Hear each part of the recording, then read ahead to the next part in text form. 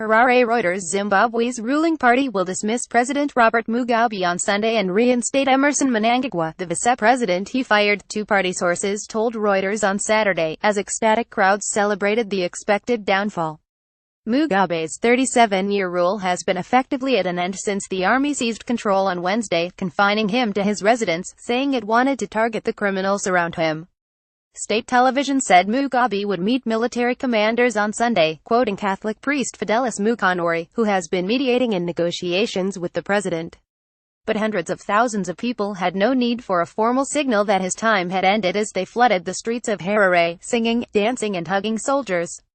In scenes reminiscent of the downfall of Romanian dictator Nicolae Ceausescu in 1989, men, women and children ran alongside the armored cars and the troops who stepped in this week to oust the only ruler Zimbabwe has known since independence in 1980.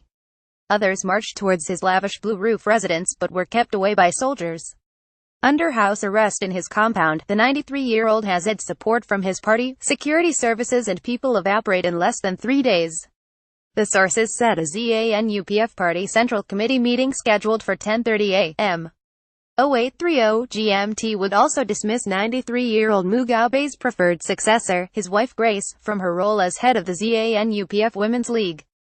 Mugabe's nephew Patrick Zhuo, speaking from an undisclosed location in South Africa, told Reuters the leader and his wife were ready to die for what is correct rather than step down in order to legitimize what he described as a coup.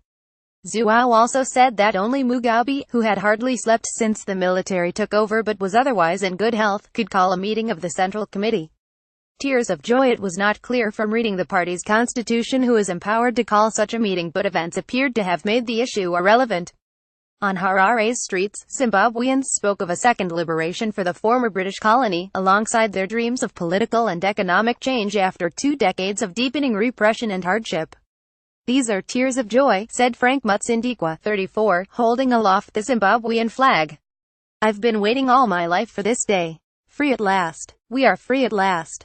Mugabe's downfall is likely to send shockwaves across Africa, where a number of entrenched strongmen, from Uganda's Yoweri Museveni to Democratic Republic of Congo's Joseph Kabila, are facing mounting pressure to step aside.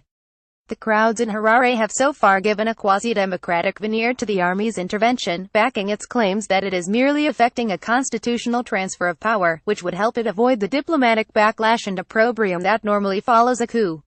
The military had been prompted to act by Mugabe's decision to sack Mnangagwa, Grace Mugabe's main rival, to succeed her husband. The next presidential election is due next year. Zimbabweans abroad were also hailing the end of Mugabe's rule, not least the hundreds living in Britain who gathered outside their embassy in central London. Protesters gather calling for Zimbabwe President Robert Mugabe to step down, in Harare, Zimbabwe, November 18, 2017. Reuters Philemon Bulawayo: "I'm ecstatic to see people give Mugabe a reality check because he has been in his echo chamber for too long, lying to himself that people still want him," said Ruvakudumbo, 37, who came to study technology and ended up staying. Tassa, a 36-year-old who refused to give his family name, said he had brought his 4 young children, aged 5 to 9, to the protest because they are the future of Zimbabwe. No disgrace for some Africans, Mugabe remains a nationalist hero, the continent's last independence leader and a symbol of its struggle to throw off the legacy of decades of colonial subjugation. But to many more at home and abroad, he was reviled as a dictator happy to resort to violence to retain power and to run a uncompromising economy into the ground. Political sources and intelligence documents seen by Reuters said Mugabe's exit was likely to pave the way for an interim unity government led by Mnangagwa, a lifelong Mugabe aide and former security chief known as the Crocodile. Stabilizing the free-falling economy will be the #1 priority, the document said. The United States, a longtime critic of Mugabe, said it was looking forward to a new era in Zimbabwe, while President Ian Khama of neighboring Botswana said Mugabe had no diplomatic support in the region and should resign at once. The Herald, the state newspaper that has served as Mugabe's loyal mouthpiece, said ZANU-PF had called on Friday for him to go.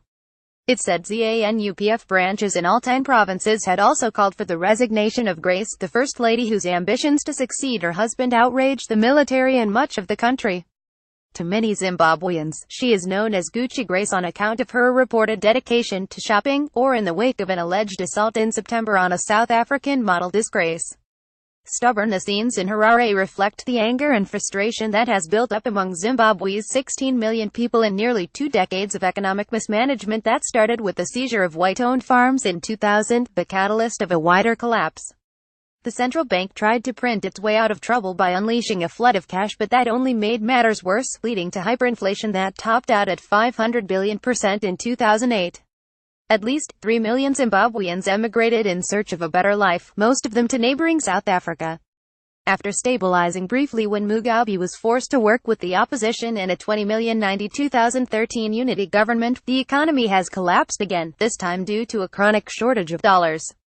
In October, monthly inflation leapt to more than 50%, according to some economists, putting basic goods beyond the means of many in a country with 90% unemployment. Mugabe's only public appearance since the military took over was at a university graduation ceremony on Friday morning. Decked out in blue and yellow academic gowns, he appeared tired, at one point falling asleep in his chair.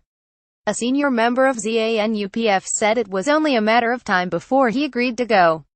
If he becomes stubborn, we will arrange for him to be fired on Sunday, the source said. When that is done, it's impeachment on Tuesday. Additional reporting by Ed Cropley in Johannesburg and Amelia Sitholm-Atterais in London. Writing by Ed Cropley, Alexander Winning and James Macharia. Editing by Hugh Lawson and Kevin Liffey. Your standards. The Thomson Reuters Trust Principles.